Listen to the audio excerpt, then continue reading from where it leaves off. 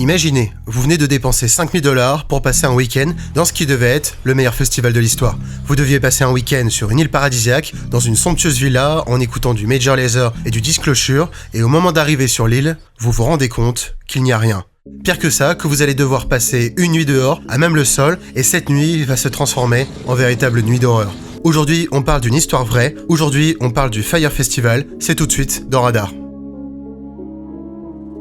Tout d'abord, laissez-moi vous présenter Billy McFarland. En 2017, c'est un entrepreneur américain qui a fait fortune dans les cartes bancaires de luxe avec son entreprise Magnicies, en proposant des services haut de gamme.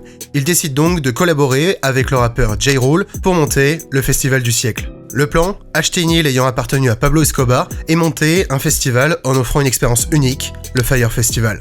Ni une ni deux, l'équipe monte alors une communication au poil avec des images de l'île, des influenceuses célèbres comme Bella Hadid ou encore Emily Ratajkowski qui postent en parallèle un carré orange sur Instagram.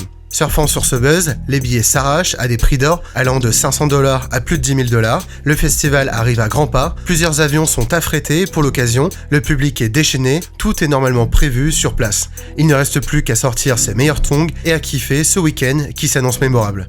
Sauf qu'en réalité, sur place, rien n'est prêt.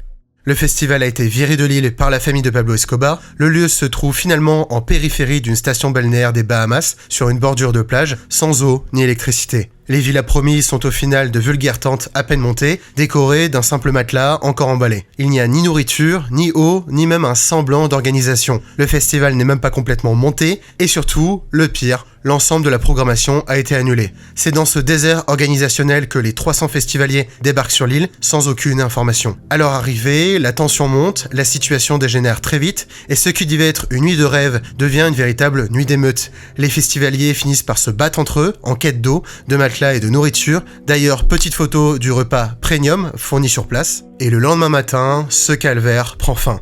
Les festivaliers sont rapatriés. Dans ce bordel, vous devez vous demander, mais où est l'organisateur Billy McFarland ? Eh bien, personne ne sait. Il s'est volatilisé, mais se fera rattraper par la justice. Billy McFarland écopera pour cette fraude historique de 6 années de prison ferme et de 26 millions de $ d'amende. Et vous savez c'est quoi le pire ? C'est qu'il vient de sortir de prison avec une peine réduite pour bonne conduite et il vient d'annoncer le Fyre Festival édition numéro 2.